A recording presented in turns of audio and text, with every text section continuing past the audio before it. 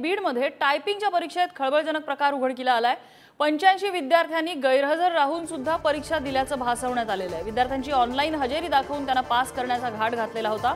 बीडच्या आदित्य इंजिनिअरिंग महाविद्यालयातला हा प्रकार आहे। एका शिक्षकाविरोधात सायबर पोलीस ठाण्यामध्ये गुन्हा दाखल करण्यात आला आहे। उदय नागरगोजे आपल्याला अपडेट देतात। उदय, हा सगळा प्रकार काय आहे?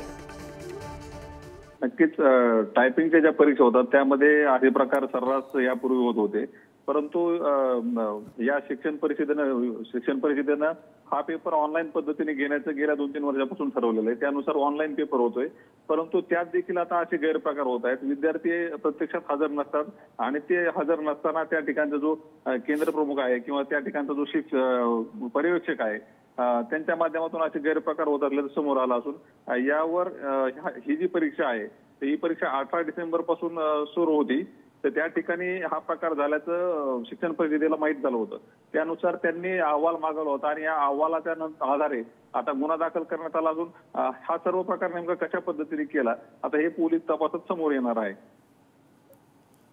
उदय, धन्यवाद तुम्ही दिलेल्या सगळ्या माहितीबद्दल। Thank you.